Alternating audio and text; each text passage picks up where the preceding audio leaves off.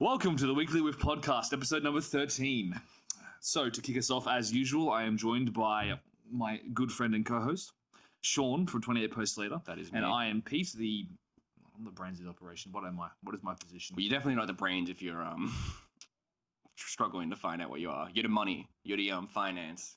I'm the financial donor and supporter of this podcast. You're the sexual appeal. Yeah, right, dude. Yeah. I am the financier and sex object of this podcast, and today we will be discussing Bojack Horseman seasons 3 and 4 for episode number 13. Bojack Revisited. Bojack Revisited. Bojack Reloaded. Episode 2, Electric Boogaloo. All right. Yeah. All right. But before we get into it, how was your week, Shaun? My week's been pretty chill. Been like I said last time, just been watching Attack on Titan mainly, and then that's about it. But besides that, as a little update, like continuity between the last episode, I actually recently started getting into Skullgirls because of Tekken and started playing Skullgirls a lot. And I've been playing that with three of my other friends, and I've been having fun playing that. So I just thought I'd give a bit of progress to those who's a kid. I have learned from Tekken, and it's got my fighting game itch a bit. I've got a bit of a fighting game itch. I'm a bit sad. I'm a bit seeking fighting games now. Mad. Well, I'm glad I can contribute to something, even if it's not my favorite fighting game. Yeah. I'm still stuck on a tutorial for those curious about my Skullgirls program. It's neither here nor there. Yeah, maybe it'll be an episode in the future. Maybe I'll submit Pete to that. I'll submit. Well, Me it with. depends. Or subject me to. It depends. Yeah, it depends on how you enjoy it or not. Besides that, I haven't really been doing much. I did pre-order The Last of Us 2 today. This like a few days ago, but that's probably going to be out by the time this comes out, and maybe we both hate it. So it'll be interesting. It'll be interesting listening back to this. That's been my week. How has your week been, Pete? Really good, man. Really good. I've been reading a book series that I'm going to recommend to you at the end of this one. But it's not a series, it's just a single novel. I've been reading a lot. I've been playing a lot of Company of Heroes and Tekken. So the usual. I've finally got the Bethesda bug out of my system. Every time I open Skyrim, I just hate myself. So yeah, got that. That's done. That's over with. How many hours did you have in Skyrim at the end? You can check if you want, if you're really interested. I am kind of interested. I'm genuinely curious about this. But yeah, aside from that, watching Bojack, obviously, because I needed to catch up on what is going on. 81 hours total. That's pretty impressive. It's also kind of sad. Tekken is up to 58. Company of Heroes. You have more hours in Skyrim than Tekken. That's pretty funny. Yeah, okay, that's Skyrim earlier. And also, Company of Heroes 2 is up to 265 hours of gameplay. Jeez. Since October that's a fucking, last year. That's pro degenerate moves. Yeah, right dude, it's obscene, actually.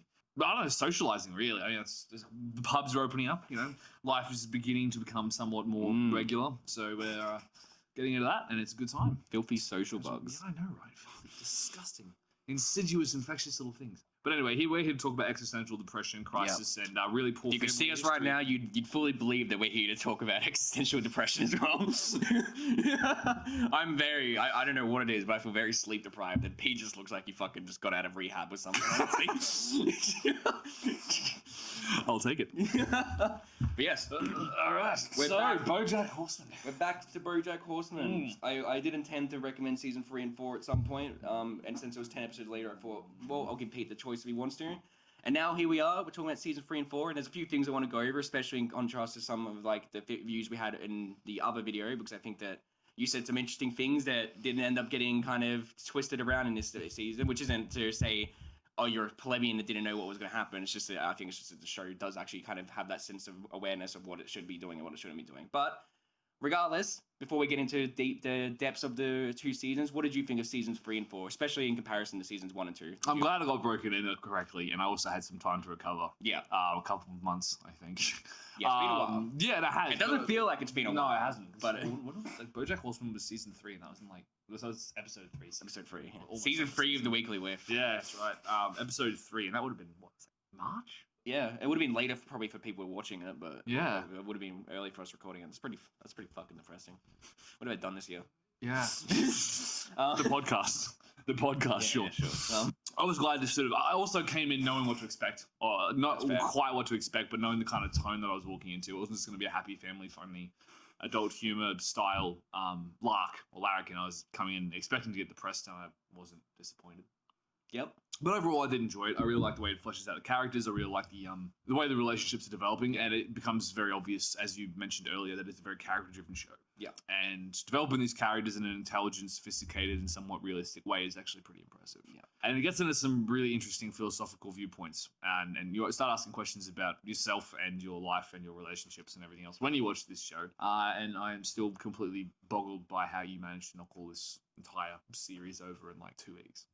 Yeah, and I was just in a very depressive state and wanted to fucking watch it, binge watch it, but it was fun. I enjoyed watching it all, but I'd get out of there wanting to neck myself. That's just me. I mean, that's just me living on a daily basis, honestly. So it's nothing new. Anyway, hopes and prayers, thoughts and prayers for Shaun. Thoughts and prayers. Yeah.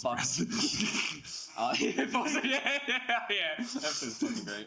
But did you enjoy season 3 and 4 more? I don't know if I enjoyed them more. I did enjoy them. And I think I have a better appreciation for it now than I did before. So I'd say that if there is an enjoyment level on this, it's higher than the first couple of seasons. Yeah. Nice.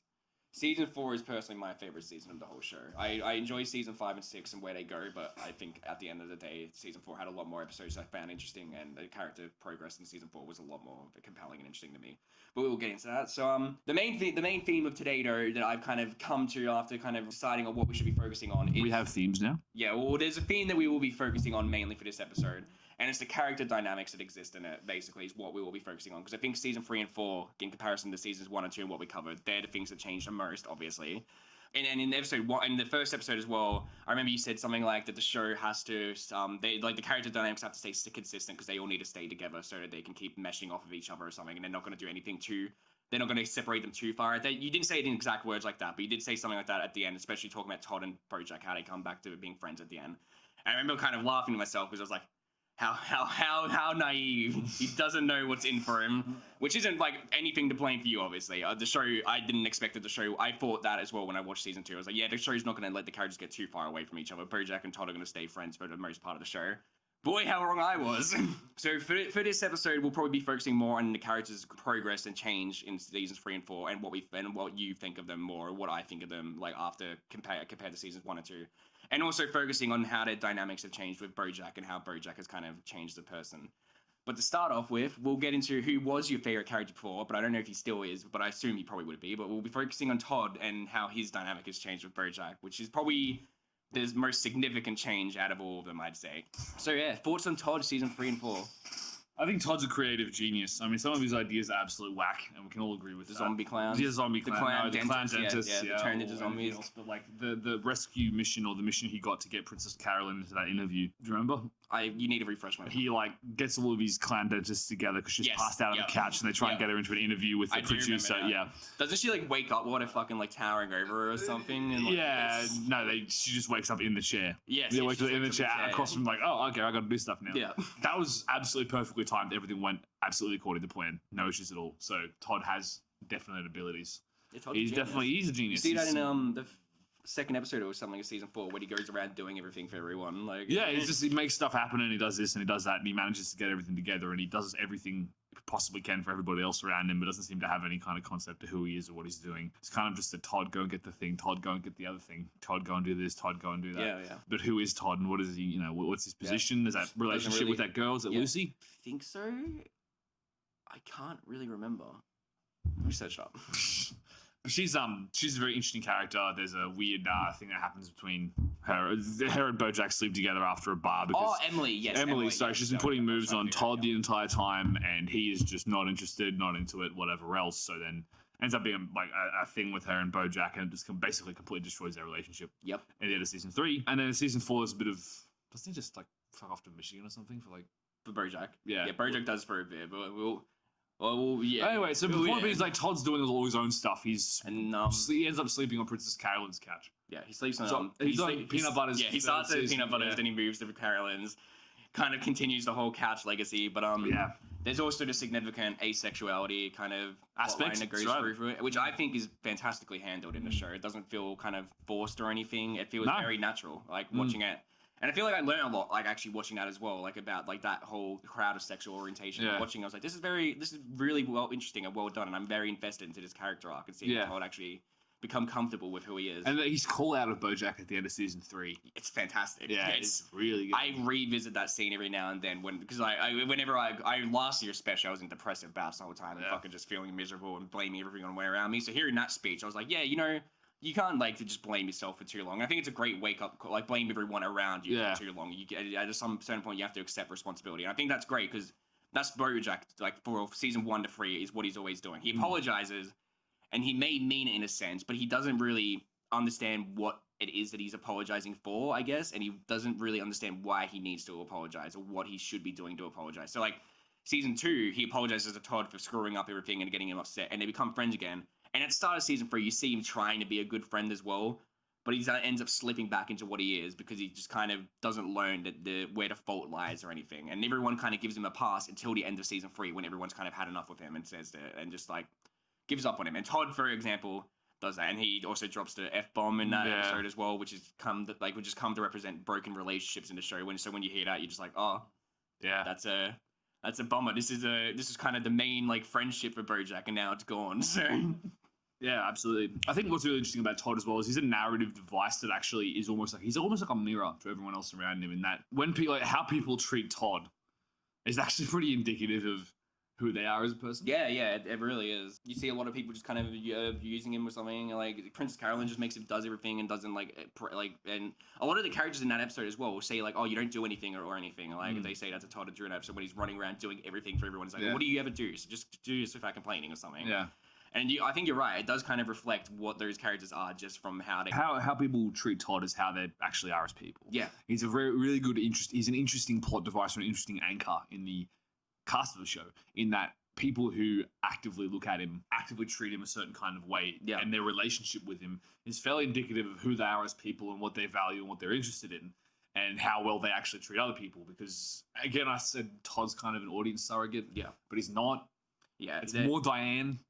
But she's also Diane, kind of treated that way. But she's become less of one. But we'll talk about Diane later. Yeah, no, I really like Todd in that he is still genuinely one of the most likable people out of all of them. The guy's a goofball. He has no responsibilities. He's got no real drive. Yeah. He's got insane amounts of... Like, absolutely they don't frame him as being perfect, which is good. No, he's got insane amounts of drive to do things. It's just really absurd things. He's not grounded in practicality at all. And he just has... he has fun. Yeah. He has fun going on these insane adventures and doing stuff. He's definitely a character that's probably the most happiest in that. Yeah, absolutely. Like, because he has no delusions of grandeur. Yep. He's come to accept his place in the world. Yeah. Within the cast and within... I am just a guy who sleeps on their couch, comes up with these cooked ideas, and somehow... It was really interesting, say, for instance, when he has $6 million, and then he signs it away as a tip to the to the waitress at the thing, and then just... Nothing changes. Yeah. Literally nothing changes. He's like, I'm going to do this, I'm going to do that, and he just goes, oh, well, what? But he doesn't, there's not even like a blink. He just goes straight back to be the same guy. It wasn't even a different dude. Yeah. Anyway, it's really funny. $6 million gone, and he's just sitting there like, yep, this is whatever. I'm just back to being the same old guy, and everything's fine. He doesn't freak out about it, doesn't cry, doesn't scream, doesn't try and burn the entire place down. He just sits there and accepts it. Yeah. He's very zen, actually. He's very zen. That'd probably be the best description of him.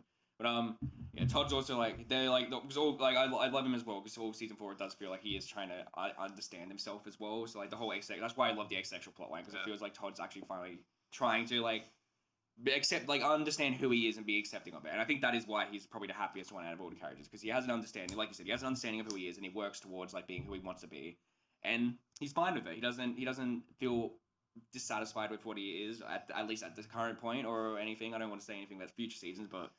He does go through more progress, but and for season 3 and 4, he's probably the happiest just because he accepts what he is, and everyone else can't really accept that.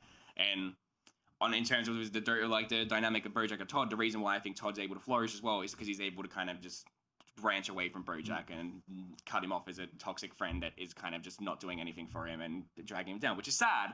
But it's what was needed for Todd, and you see that in season 4 when he's kind of enjoying himself more rather than being constantly put down. But there are moments between Todd and Bojack that I like in season 4, like the moment at the start where Bojack does kind of genuinely apologize. He doesn't seem to want to guilt trip him, though he still does say, "You can stay on my couch," or something, which seems like a desperate attempt to not be. Yeah, but Todd sees it for what it is and goes, "Look, I'm ready for that, man." Yeah, exactly.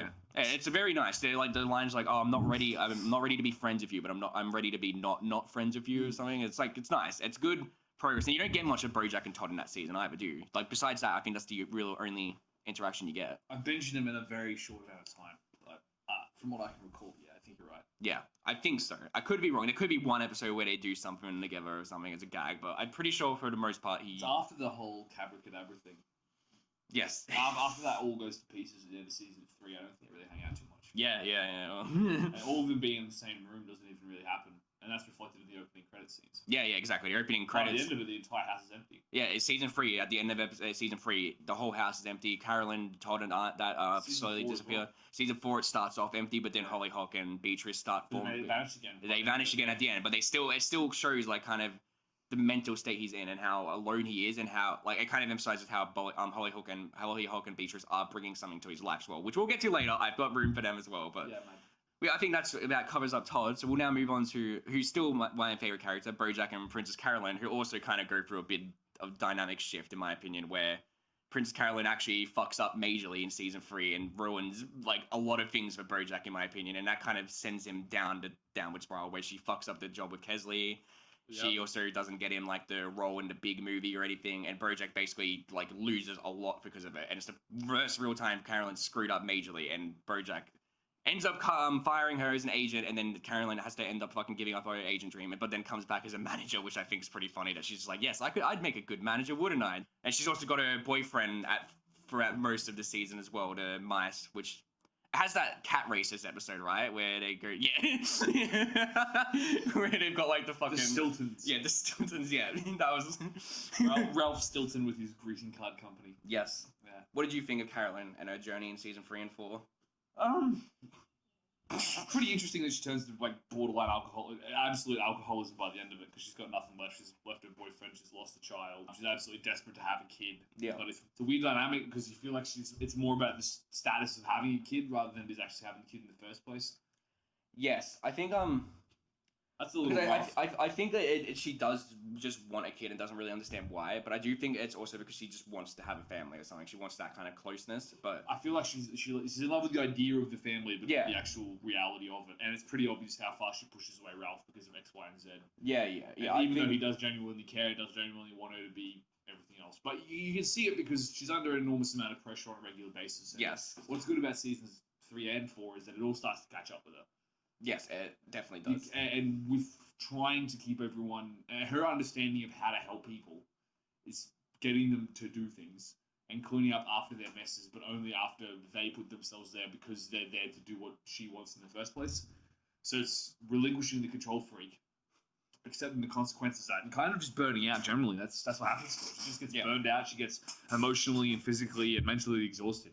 And by the end of the last one, the end of the last couple episodes, she's just staggering around drunk with no idea how to do anything.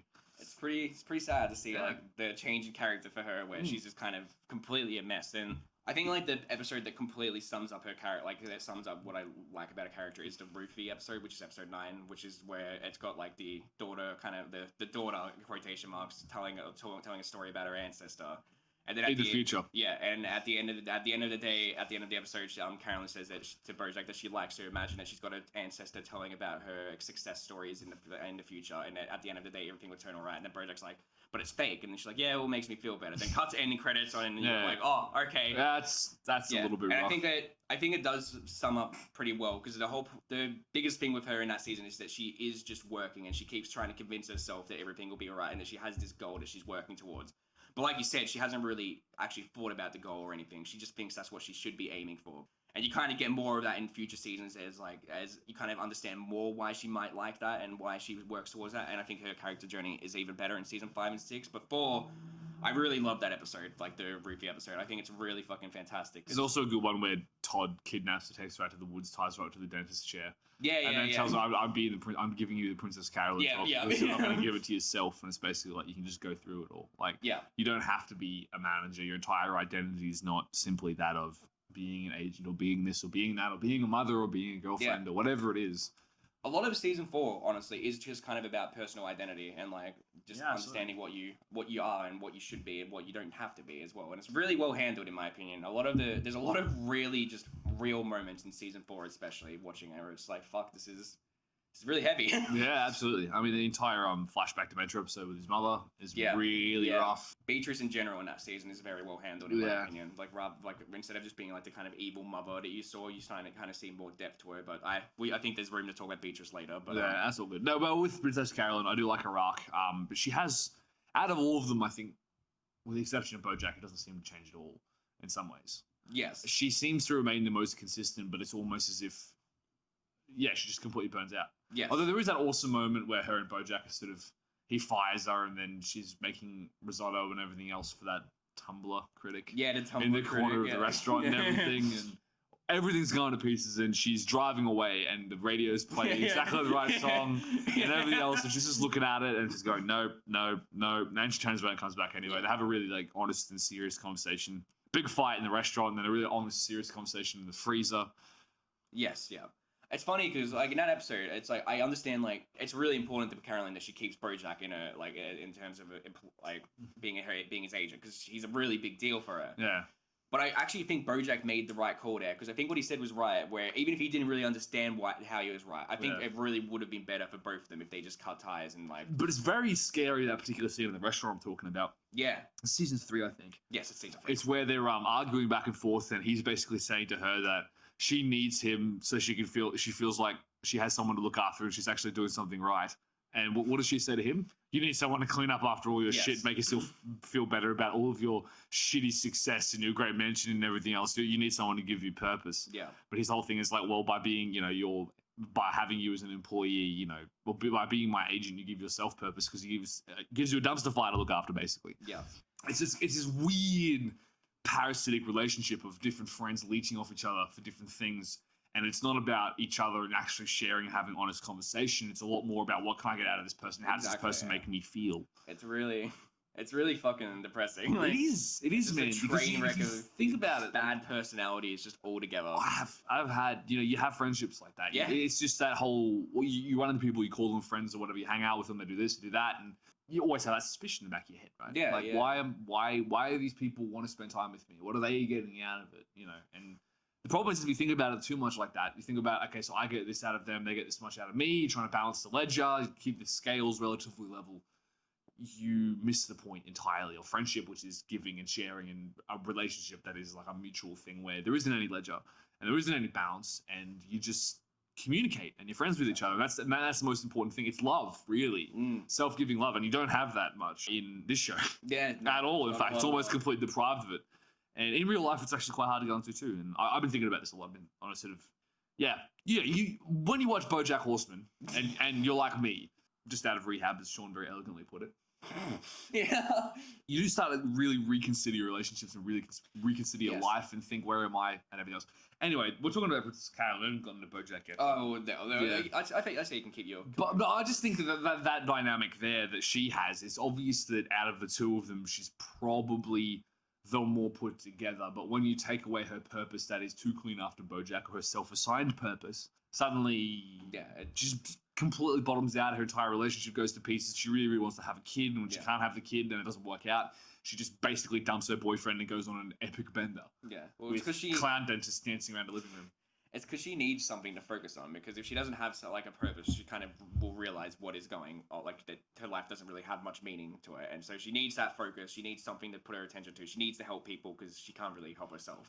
Yeah, absolutely. And it's depressing, but it's very real. There genuinely people like that, and it's very. I've met people like that as well, and it's very sad watching it. But I think I think the way she goes in season 3 and 4, she starts to kind of work a bit towards she falls a bit, but she does start to kind of. It shows that she's kind of acknowledging the problem. Well, not acknowledging, but it shows that there is a problem there. And season 5 and 6, in my opinion, is her kind of acknowledging the problem. There's a difference between acknowledging a problem and doing something about the problem. Yeah, and exactly. I think this is one of, say, move over into Bojack perhaps, but it's one of Bojack's problems. He acknowledges the thing, but he doesn't do anything to change it, really. Yes, well, yeah, because Bojack basically just feels like it's just him, so there's nothing that he can do. So he just doesn't go against a storm or anything. He just accepts it. You going to the toilet? Oh, you're just going to the corner of the room to cry? That's right, yeah, I'm going to light some incense, some sandalwood to make myself feel happier. Yeah. Alright. Need some good vibes. Comfort smell. Yeah. Right. This isn't going to kill you, is it? No, I should be fine. Alright, go in, Joe. So an elaborate ploy. Continuing onwards. Alright, yeah, well, I think we covered Prince Carolyn pretty well. So now we'll talk about Diane and Bojack, but I think that Bojack and Diane don't really change that much in terms of dynamic, in my opinion, because the whole point is that Diane and Bojack are very similar in a lot of ways, but there's a lot, like, I think in terms of Diane and Bojack, there's a lot more to say in season 5 and 6 than there is more in season 3 and 4, but in terms of Diane, there's a lot to say about Diane and Peanut Butter. Yeah. Oh yeah. And especially Diane as a character, because I think season 3 and 4 are basically where it just all catches up to Diane, like the shittiness around her, and in my opinion, it's where season 4 is where she crashes. She can't handle it anymore, and she just crashes under the pressure, and you see that at the very end of the season in that really fucking depressingly real talk between her and Peanut Butter. Yeah, that's right. He gets to he gets this little fantasy she's had for years, and then she just sits there and goes, "Yeah, you know, I don't like gestures." Yeah, exactly. But this is in between Diane and Bojack. You want to talk about one very serious issue they both have in common: self-sabotage. Yes. Oh boy, there is a lot of that going on. And it's funny because I think the greater problem with Diane is that she doesn't seem to recognize that she has that self-sabotaging like tendency or anything. Like, and she doesn't seem to be aware of it. Whereas Bojack is aware of it, which doesn't help him much, but he at least gives him that kind of more sense of awareness of what's going on, rather than Diane, who kind of just pushes it on everyone around her and doesn't realize that the problems with her. And in the longer run, that will cause more problems with her. But you see, like you said, it's self-sabotage, and you see it throughout the whole season that Diane is just kind of really fucking herself over, especially in that scene where she can't really help like not being overwhelmed by the gesture or anything, but it is still like to a lot of viewers, you'd probably think it's an overreaction, but you know at that point that that's kind of what Diane's character is, and in my opinion, the character is what? Sorry, well, not like she, you know, not I don't want to say that she overreacts. You know that she doesn't like gestures or anything, like you said, so she can't handle it or something, and she doesn't like kind of people focusing on her or anything, and when it does, she just starts panicking and breaks down. And then during that whole marriage thing, for example, you could easily say that Diane's just overreacting, but it's just because of who she is. She doesn't know how to handle these things, and in the end, Peanut Butter's the complete opposite of her, because he loves doing those gesture things. He doesn't understand that Diane doesn't actually want these things, and it just causes a giant crash. I think I don't know how accurate it is, but I'm pretty sure at some point Mr. Peanut Butter says, "Oh, I think we're 10 real fights away from a divorce." I think people have counted it, and it actually was 10 fights until like that fight happened or something. So it's kind of like, oh. Yeah. Season 4 is the one that has Peanut Butter running for president or governor, right? Like throughout the whole season. I think so, yeah. Yeah. He's got against the beaver. So that's got like a bit of tension between Diane and Peanut Butter because she's got her fucking his ex-wife in the house. They fucking sink into a like landmine or something, don't they? Like there's an earthquake and they end up underground for like 10 days. Doesn't like Andrew Jessica Garfield Biel, or something get eaten alive? Ryan Gosling or something. No, not Gosling. Ryan someone else. But because I think it's an actual celebrity, right? Or is it Zach? I can't remember. Someone gets eaten alive. It's pretty funny. Yeah, but like Jessica Biel is down there. They actually got her to do voice acting for this. She apparently, she's another one of Peanut Butter's exes. She apparently in voice acting things, she told staff and writers to go hard on her, to like not like pull their punches or anything. She told them to go all out on their punches. Mad. Yeah. Yeah, it's really funny. Like she's actually one of the funniest sort of parodies of a star generally. Like just showcasing the vapidness and the kind of dumb shit that's going on. But essentially, he starts running for governor. Peanut Butter starts running for governor. Yeah. That's the entire thing. Yeah. And it kind of puts them against each other. And his first ex-wife ends up becoming his campaign manager. Yeah.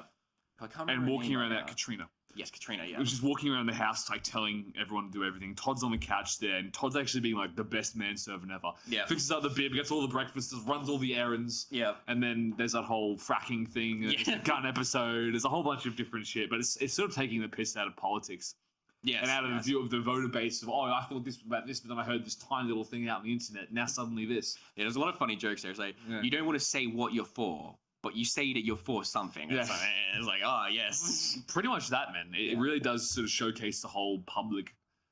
And you know, the woodchuck. Yes. He's like the most reasonable. Yes, he's very reasonable. Serious kind of like politician. He's like, yes, if the law was changed, you could challenge me to a ski race, then I would do that. Something that it goes through like. And then Todd wins it, and then becomes governor for all of about 30 seconds. Yeah, and then he's like, no. Ever since I became governor, I realized I don't like being governor. So can I change? Can I give this role? And he's like, I have a lot of soul searching I have to do right now. This man is a incorruptible force. It's fucking hilarious. He accidentally falls down and ends up like having a cape. Yeah. There's like a blanket that turns into half a parachute, parachutes the whole way down the mountain and then crosses the line because they didn't put in the legislation that it was the first minute across the line. It wasn't necessarily had to be racing. Yeah, it's fucking hilarious. Really funny. Yeah, so like Peanut Butter. So yeah, Peanut Butter has that going on, and Diane is also writing for a blog weird thing. I don't really know. It's like a female lifestyle blog. Yeah, it's really funny. Like, and she seems to be writing a lot of stuff that she doesn't really seem to enjoy, but like.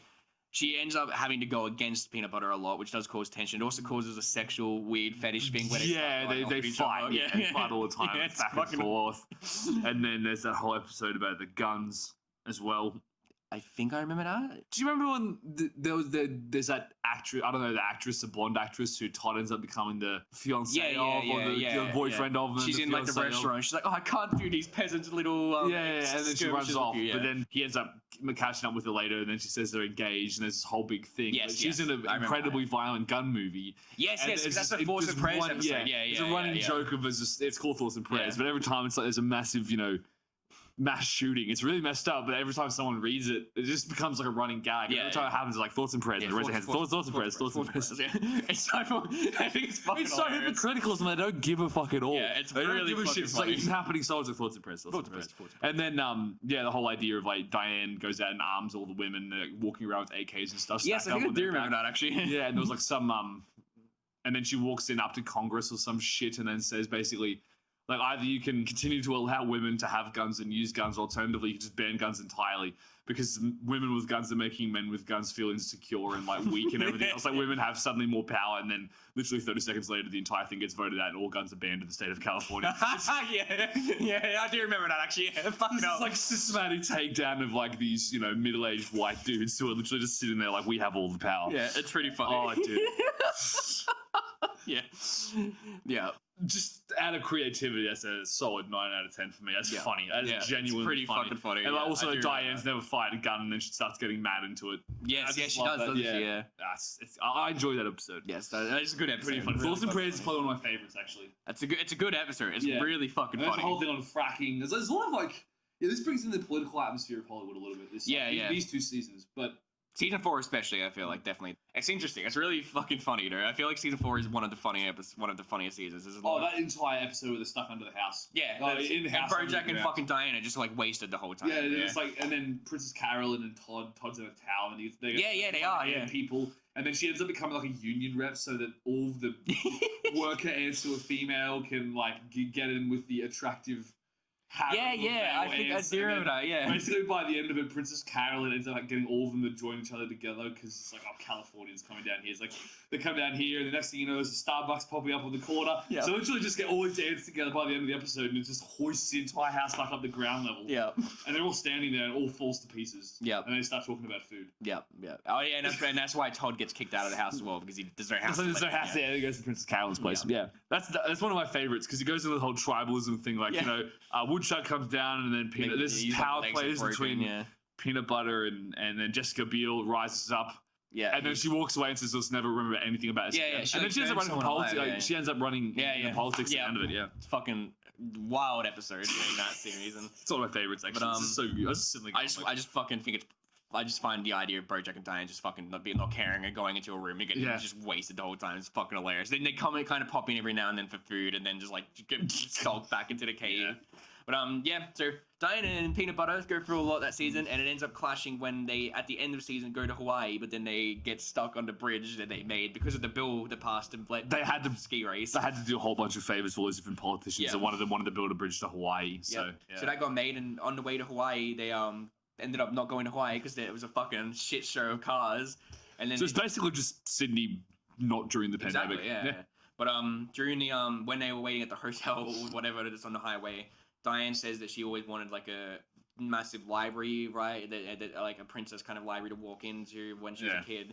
Peanut Butter makes the library. Diane does not appreciate that she made the library. And they get into a very, very real argument over it, where Diane says that she compares their marriage to like a painting, and she says that there's things that like if you squint hard enough, you can see really like beautiful things that make you really happy. Then she breaks down, starts crying, says she doesn't like it, she doesn't want to squint anymore. She's tired of squinting, and then that's the end of those 2 characters for that season. You don't see. Yeah, the end of it's Bojack and Hollyhock, which is another character. Is she in season 4 exclusively, or is it 3? She's in 5 onwards. Like if 4. She gets introduced in season 3 or season 4. She's introduced in season 4. Yeah. But she's at the end of season 3. It's like calling up saying You see her at the end of and season 3. I saw her and I knew immediately that she was his daughter, but then I was wrong about that. Yeah, so just to wrap up with Diane and Prince, Peanut Butter, they're a fucking train wreck as well. But Diane's, like we said, Peanut Butter remains more or less consistent. I really like the way his character's handled in that you see him being frustrated or upset upon certain occasions, but he's just got this kind of invincible goofball mentality about it that you just can't stop, man. Yeah. He's so optimistic and he believes the absolute best about people and he can bounce back from just about anything. Nothing stops him. Yeah. I do love how he's handled in seasons 3 and 4, but season 5 and 6 is when they actually really like start to kind of explore him a bit more. Yeah. But it's interesting. But yeah, I feel for him in a lot of ways because I know he doesn't actually mean bad or anything, but it's just him and Diane just aren't compatible. Is the basic problem. Like it's just like it's something that happens with people. You know, people might be in love, but it's just not going to work out. Like it's not compatible. It just won't work because the one person might be just too deeply flawed, and I think Diane's too deeply flawed in that situation. You mean flawed, make it like work. Mentally, like in terms of like there's too much going on there, and Peanut Butter's just not considerate. I guess is the I don't want to say considerate in a worse term, but like he can't like understand Diane's perspective. I guess, but she is not in the mood to explain it to him either. And she does a bit. To be fair. Does. But it's actually really funny. It's the start of season 3. They've been going to marriage therapy, so they start using like really long-winded language. I acknowledge your feelings and want to state that That's the episode. Is that the episode where he like gets the skunk in or something as well? Like yeah. I don't know, but it's just really funny. It's like they're using stupid out there language to try. It's very wordy and everything else going on, trying to get them to understand each other and connect, but it's very obvious very quickly that Diane doesn't want to communicate with him at all, and I think that's what it comes down to. I don't think Peanut Butter's like, he's pretty easy to absolutely, there's problems of both. Her problem, it's not saying it's all her fault, but to a point it is, because she doesn't want to communicate her absolute feelings. The only way she knows how to do is bottle it all up and then explode at the end of it, and that gets her into shit. I get into very serious shit. You'll see the repercussions of that shit in the future seasons when we do cover them. Not if, when. Okay, cool. I don't have a choice. No. We can't just like do 4 seasons and not finish it off. But now onto the star of the show, the star of the train wreck, Bojack Horseman. You want to get into other side characters? We'll focus on Hollyhock and Beatrice with Bojack, but I do want to, because I think there's a lot of progress for Bojack. Absolutely. We haven't even talked about Sarah Lynn and how she fucking dies in season 3. Yeah. But Bojack in season 3 is like, you feel you kind of want to root for him because he's working for something, even if he doesn't really deserve what he's working for. What is he doing for. in season 3? Remind me. He's like in the Oscar nominations, remember? And he's like, that's right. Yeah. Like he's trying to get the Oscar so that he can attain happiness, even though you kind of know that he's probably not going to be happy if he gets it. But you still want to root for him and hope that he does do well. And because he's also, at the start of the season, he's being nice to Todd, and you think, oh, maybe he's trying to actually change. Then halfway through the season, it all goes to shit. When he sleeps with Emily, and then Todd starts to realize that he's not a good friend, and then he goes on a bender with Sarah Lynn. Well, that's after the whole Oscar nomination thing, right? Yeah. So Todd and Peanut Butter have been, Todd especially has just been getting screwed over by Bojack again and again and again and again. Tail end of the season, both of them, for whatever reason, end up becoming responsible for announcing the Oscar nominees. And Bojack hears his name and thinks it's him, so he has this massive big party. He's running around talking about how amazing he is, and then he almost dies when he backs his Tesla into the pool. And then Peanut Butter shows up and says, "Oh, sorry, buddy, we actually lost the envelope and just guessed who was on it." Yeah, like, they nominated Avatar or something. Yeah, that's right. And everyone's like, "What?" Yeah, pretty much. But yeah, so Bojack didn't get the nom, and that pretty much fucking depresses him. Well, he just hits up Sarah Lynn. So Sarah Lynn's just been on rehab, got her out of rehab, and is actually she's almost 6 months sober, 6 months clean. Yeah. And then it was the day before this, and they go on this enormous bender that lasts about 3 weeks. Yep. And she ends up snorting heroin called Bojack, which is actually kind of interesting. Yep. It ties into early in the season. It has like the graffiti of Bojack kills and it's like heroin and right. I didn't actually realize that. No, the whole thing of was like inhaling Bojack or like ingesting Bojack gets you killed. Exactly. Yeah, it's kind of the idea as well that Bojack kind of led her into fame in Hollywood, and that kind of ended up getting her killed. And so like long and short of it is they go on this enormous bender. There's actually like some really soft, touching moments between the two of them. Like there really is. Sarah Lynn wins an Oscar. She wins like a Grammy award or something, and then she's like half passed out in like some hotel. Penny. I was hoping we would bring that up, man. Sorry, we don't need to talk about that. No, it's fine. That's messed up. Yeah, that was just like, oh boy.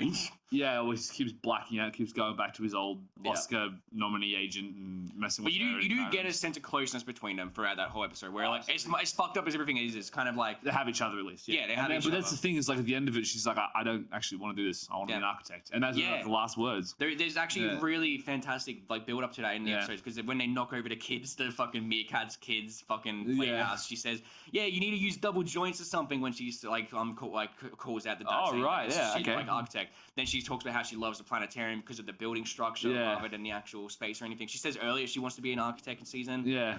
But in the end, she's made to be a celebrity by her mum. Yeah. That ends up getting a kill, which I think is a great kind of commentary on the Hollywood industry, especially towards kids. And Yeah, that's why I really love Sarah Lynn's character. Well, it's the whole thing of like Bojack starts doing it Another for one of his old co-stars. he does another spin-off show of it's right. And then this kid looks like, he asks this girl, "What do you do when you grow up?" And she looks up and goes, "I want to be famous like you." And he's like, "Oh Jesus!" Yeah, he's like, I need to run. I need to go. He just like bounces out and then just runs for the hills. Yeah, he tries to drive, almost tries to kill himself. It seems like when he's like driving. Oh yeah, putting the foot on the gas. wheel, Yeah, but that's what his grandmother did. Yeah, in season 4. Remember? It starts because he sees a bunch of horse running, which ties into season 2, and that where The whole secretary thing. and like the whole keep moving forward. Yeah. And then that's like in season 4, the first episode, there's no Bojack at all, like actually, which I thought was pretty great. Like Yeah, it was actually. It was, there's where no the hell Bojack. is he? Yeah. And then Diane keeps trying to call him, and she can't pick up. And then episode Essentially, 2, by the end of like after Sarah Lynn dies, he just up and gets the hell out of yeah, it's like. It's kind of like him, like, just realizing how fucked everything is. Like, that's like the last, because at that point, that's all he's got left. She's the only one left, and then he kind of is rude to Diane. He's fucked over Todd, and Princess Carolyn doesn't want anything to do with him anymore. Mr. Peanut Butter doesn't care. Yeah, Mr. Peanut Butter doesn't care. So he's on his own. But then Diane does kind of come back to him at the end and say, like, they have like that like talk where he's like, "Oh, you should know more than anyone that I need you," or something. Yeah, And, yeah. like, the whole idea that he didn't like that she moved out or something. But then in the end, he goes off and almost kills himself and goes on this soul-searching journey for Fly. And his whole, like, that little joke. What country are they in? What state, I think they're in... Is it Michigan? I think so. I might be wrong, though. No, it's like it was the sugar... It was the sugar... I can't remember what their last name is. It's Empire. Beatrice's family's house, like vacation house that they used to go to. And during that episode, you see flashbacks of Beatrice as a kid, and you kind of understand. And, he's like Bojack's grandparents. Yeah. And how dysfunction just seems to go all the way back through. There's a lot of fucking funny jokes in that episode. I love the joke of like, I'm an 80s male that is too unprepared to deal with 60s male that's too unprepared to deal with female emotions. So I'm gonna leave you two on your own. And he's like runs out of the house. Yeah, pretty much. But there's a lot of really good moments in that as well. Like understanding where Beatrice has come from kind of helps you understand why she doesn't love Bojack as much or something. And it makes you a bit more sympathetic towards her. And I love that because I think that season as well, it's great that it starts off with that, because that season is mainly focused on Bojack and Beatrice and Hollyhock, and it's kind of focused on family connections for that plot point. So it's good to start it off with that, because I notice it ends in that point basically for like Beatrice, where it comes back to that later. But during that whole thing, Bojack kind of, I think there's a good progress for Bojack where he kind of watches the Fly kind of be stuck in the past a bit. Yeah. And Bojack builds this house, but then he destroys it, which I feel like represents him kind of like acknowledging the past and trying to not be stuck in it or something, which he still is in a sense in season 4 onwards. But you see him trying to be like, I'm not gonna stay here and feel miserable. I'm just gonna go back to Hollywood and feel miserable, I guess. Yeah. But I feel miserable anyway. Why don't do it in California? Exactly. And then when he goes back, he meets Hollyhock, and that brings in the Hollyhock Bojack dynamic, which I also love in Beatrice season 4, in there as well. Yeah. Beatrice comes in like an episode later where they go to visit her or something, and Bojack also drops the F-bomb on Beatrice where he says it because he's like, "Yeah, I want to nurture her until she like restores consciousness, and then when she looks me in the eye, I want to say fuck you." And it's like, and it kind of, like I said, but it has just really interesting is he has the opportunity right at the end. Yeah, and he doesn't. Yeah, he's like they talk about the ice cream, right? Or something. Yeah, that's right. It talks about like they're in the summer house, really fireflies and stuff. Really depressing. That scene is very like that scene really struck hard watching that. I was like fucking hell. But the whole Hollyhock dynamic is that Bojack is thought to be her dad for most of the season, and he's trying to help her find her mother because she has 8 dads, right? It's 8 dads or something. Yeah, they're in some kind of weird. She has a massive last name. Yeah. Yeah, I thought I like the joke of Bojack being like, "Oh, you mean Hollyhock of the," and then he says like the last names perfectly. He's like, "Oh, you know," he's like, "No, God, no, I don't know who you are." Bojack and Hollyhock are the main focus for Bojack's plotline, where he's trying to be a good figure for her, and you see him trying to teach her things. There's the great episode, "Stupid Piece of Shit," which I think is one of my favorite episodes. Is that what it's called? Yeah, that's what it's called. Yeah. And like it's got like Bojack's monologue the whole time, and it's just him being like, "You're a stupid piece of shit." Yeah, and like he goes out to get milk, and then he's like, "Okay, we'll just go get one drink," and then cuts the night, and he's like, "You're a stupid piece of shit."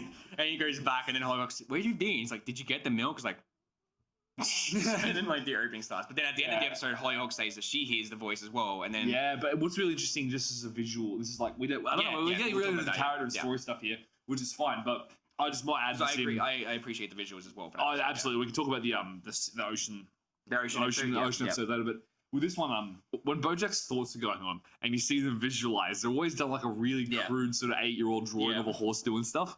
And it's always super entertaining because it shows how limited and how basic his thoughts are. They're not very flowery, not very enthusiastic or whatever. It's just this it's just screaming train wreck in his head. Like insults towards himself. Yeah, that's right. He's just the level of self-loathing this man has. Yeah, and it's very fucking like it hits very hard watching. I'm like, fuck, this is all too real. For me. But at the end, Hollyhock says that she also hears the voice, and then she asks him, "Oh, it goes away when you get older, right?" And you can hear the music building in the background as Bojack's like, "Yeah," and he's just watching her with like a look of concern. And you're like, "Fuck, this family line is fucked." Like you just like watch it, and it's like, "Oh, jeez," and it's very depressing. Like, but you see Bojack trying to be a good figure to Hollyhock. He can't really be though because Bojack's just not a good figure in a lot of ways. But you do that, and that's why I love the Hollyhock dynamic because you do see. Hollyhock does make Bojack want to change in a sense, even if he still can't. But you can see that he is trying for her in a lot of parts where he does. Even with his mother, because you realize he just has his mother above everything else on the planet. Yeah. There's nothing he legitimately hates a lot of things, but he hates his mother most of all, I think. And he is making an effort to sit down and actually do stuff for her because Hollyhock, who he believes is his daughter, is there to talk to her and have a good time. And sort of, like she enjoys it. She thinks that he should look after her. Yep. And so he does it because she thinks that. And Beatrice does something pretty deplorable in that, in my opinion, where she like drugs Hollyhock during the whole season with like the drinks, remember? And, well, what is it that she's putting in there though? I can't remember. It's weight loss stuff, And there's also a kind of cool little thing where you could. It seems like the opening is insinuating that because when Bojack takes a drink of coffee in the opening, it goes to the trippy kind of drug sequence. Oh, straight away. Yeah, like right. Okay, that's clever. Yeah. It's pretty fucking well played, creators of Bojack Horseman. But yeah, so she does that, and then once Hollyhock returns and her 8 dads come up and tell Bojack to fuck off, Bojack's just fucking done with Beatrice at that point and drives back home. But then it kicks off the dementia episode where you fucking see how mentally fucked Beatrice is, and it goes through everything that happened after her mum. And you realize she hasn't had a great childhood. She's fucking... It's haunting. That episode is fucking haunting.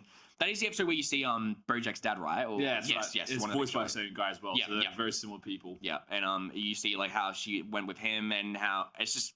That episode's fucking... And you see her mum in the background every now and then as well, and she walks in, but she's always shattered over because she doesn't want to remember her mum. It's fucking... Oh, that episode's very haunting. That's a good way to describe it. But at the end, she snaps out of it and says... she recognizes Bojack. Still added it as well. She's also... The whole episode, she's been referring to someone. No one knows who she is, but it's actually Hollyhock's real mother, like, the whole time as well. She's like...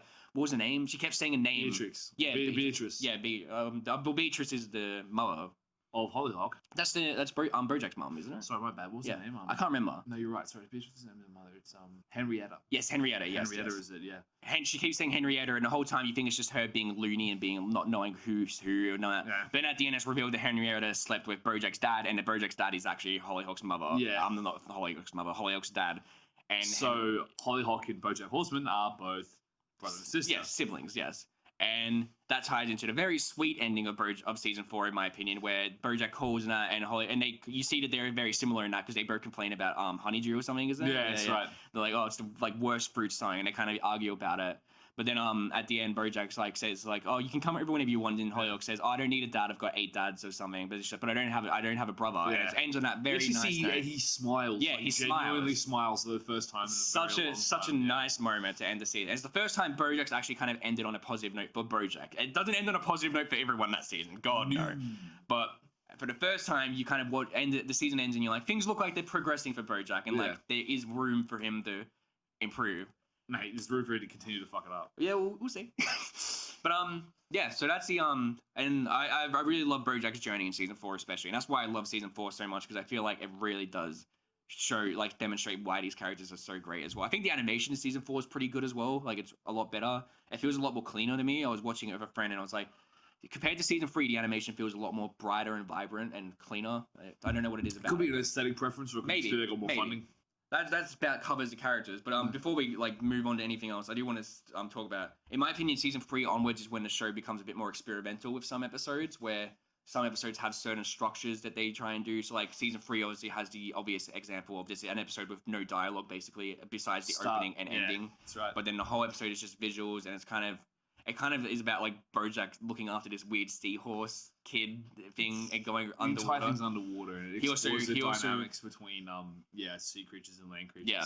He also gives a thumbs up to like the reporters, and that's considered to be something really fucking offensive to say to like sea people. Yeah. And it's a whole experience. But the episode's really fun in my opinion. Like Visually, it's very interesting. Yeah. The sound design's amazing. The visual design, the lighting, like when he's at an underground trench, he's bouncing off all the mushroom coral things, and they're lighting up. It's it's super entertaining. It's about him and Kesley as well, because he's trying to apologize to her, and it's funny because he's trying to communicate to her, but there's no communication happening in the episode. So he's like trying to write a letter to her, and he writes the letter to her at the end, and she gets it, but then it's all blurred out or something. Because they're underwater. And it's something I remember someone on Reddit pointed this out once, and ever since I've read it, it's depressed me more. But so Bojack didn't know how to talk in it. Yeah. Kesley did, but she still chose not to talk to him at the end. She chose to drive off and not communicate with him. So it shows how fucked their dynamic was, which upsets me because I really fucking love Kesley's character, and I feel like she just after season 3, there's no way of returning. She comes back though, right? Yeah, she comes back to like give him a pitch and like to like work with it together. But then Princess Caroline screws it up, and Kesley thinks Bojack screwed it up. So that ship is sailed by that point.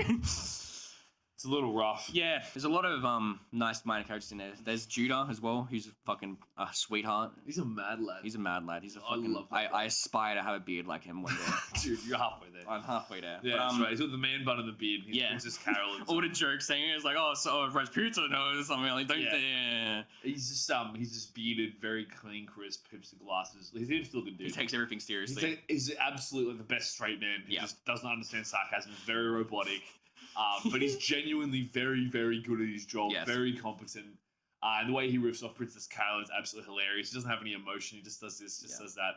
And then she fires him. Yeah, she fires him because he season 4. Yeah, because he didn't tell her about the merge that happened. Or the offer of a merge the with offer of a merge. another company, which would have done what? It would have had them work together. It basically would have stopped Caroline from having to go bankrupt for agencies or anything. Okay, right. In a lot of ways, I think what Judah did was he didn't think Princess Caroline would want to do it, and he didn't think she needed to. But Princess Caroline just didn't like not being told, which is kind of her control freak tendencies coming in or something, where she's complaining about something that she probably wouldn't actually complain about. Like if she got in that offer, she probably wouldn't have taken it. But it's interesting. Yeah, back to the experiment. He's a learning robot. Yes, he's a learning robot. Judah's mad. Yes, Judah is mad, lad. Yeah, fucking precious soul. Turn back to experimental episodes before I get to Thoughts of Prez. In terms of experimental episodes, I think that besides the dialogue one, you see that there's a lot of episodes playing around with structure. There's an episode where they're only talking in like flashbacks or something. So like Bojack's on the phone to the fucking the news agency, like the newspaper woman is kind of like assigning Dude, that's basically my job. Yeah. But I was just watching that guys too real. Throughout that episode, it's just Bojack retelling stories, then it goes back to that story, and then Diane retells a story, and it only goes in like how the stories are being retold, and it's only shown through that. There's the stupid piece of shit episode, which has the monologue playing around. It might basically, I think season 3 and 4 play around with kind of episode structure and kind of experiment a bit with how to tell the story, and I really enjoy that because I think those episodes shine the most out of all the episodes. There's obviously the dementia episode, which is a fucking fever dream or like a fever nightmare, but and season 5 especially has one episode that I fucking adore in terms of how it handles season it. 5? Yeah, Okay. there's one episode especially that I can think of that is fantastic. I feel like a lot of interesting sort of writing structures, a lot of interesting plot structures. Yes. Very good, like very clever dialogue as always. Yes. But again, with Bojack, the big thing is that the dialogue is very relatable. It's very like this is almost what real people would say about different things. Yes. They're self-aware in some cases, they're not self-aware in others. The relationships are balanced and they're presented purely by excellent writing, and that is what this show has in spades. But like especially really, really good writing of just like being able to get characters to have their own voice, and to have their own sort of feel, their own sort of drive, and their own sort of things that they want or think they want but don't actually want. Yeah. I mean, man, I'm flat out trying to figure out character motivations for characters. Like this is 4D underwater interdimensional chess. It really is, yeah.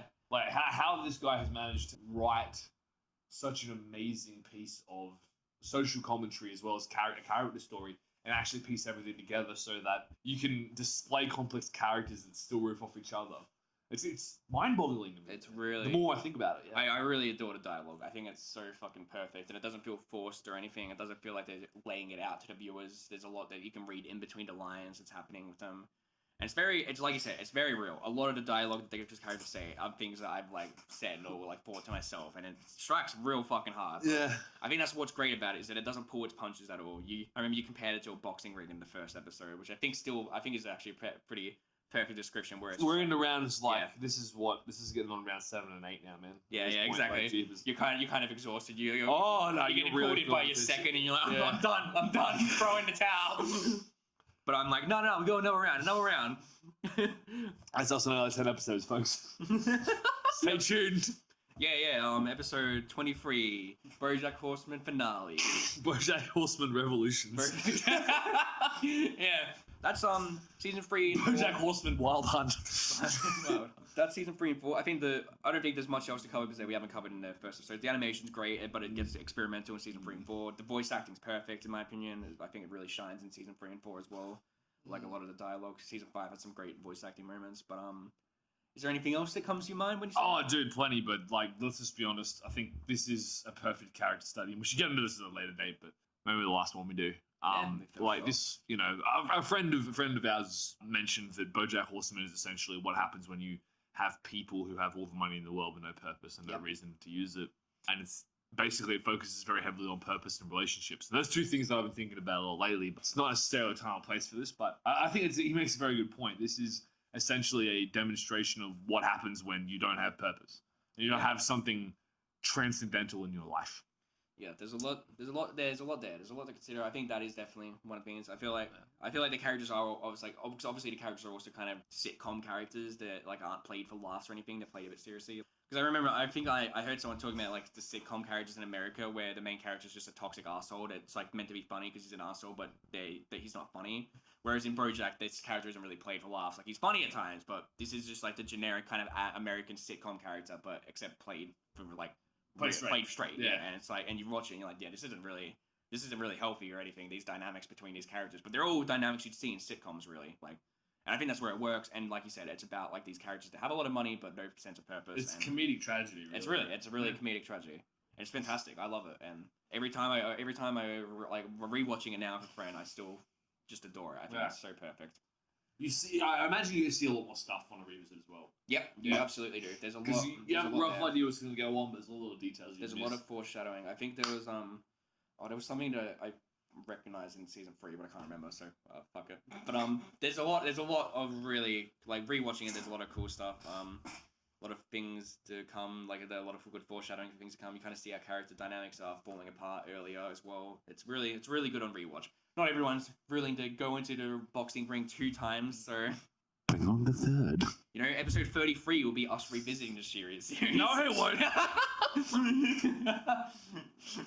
Episode 33. Episode 33. Yeah. We're not making this every 10 episodes thing. But, you're gonna have to hit me with another long-running series of yours. After BoJack. Anyway, that's the episode. I think done. You know, Pete's depressed. Shaun's overjoyed. My depression. Yep. That's how it is. So now we'll go into the recommendation. What do you recommendation for this week is a book that is very dear to my heart. It is probably nothing like you've ever read. I wouldn't think. It is a action thriller novel called. It has several names. I don't know the name that it's currently published under, but the name I knew it from was Choke Point by Barry Eisler, a John Rain novel. Okay. So I'm gonna lend you my Kindle, and you'll have a read of this. Don't have to pay for it. And you'll see how operator you are on the other side. What? Operator. You understand. Okay. All right. Thanks all for tuning in, folks. Really appreciate it. Next week, guys. Book reading. We're reading books. We are reading books. I've read basically every single piece of literature this guy's put out on the internet in the last 2 weeks. Me? I have. I have been reading this, and I thought you need to read this. You've read everything I put out on the last. No. I mean, sure you have. Put nothing out, but no, I've been reading this guy's stuff. So, okay. Yeah. Okay. But anyway, that is it. So it's going to be what was previously known as Choke Point. I don't know the current name of now, by Barry Eisler. Thank you all for tuning in. Really appreciate your time, your effort. Please chuck us a follow on Twitter, follow our respective blogs, get on, comment, subscribe, do all the other assorted internet things that we need to grow as a people, and tell Shaun that he has an amazing beard. He'll one day achieve Judah status And we will Really see you guys in the next one. Bye.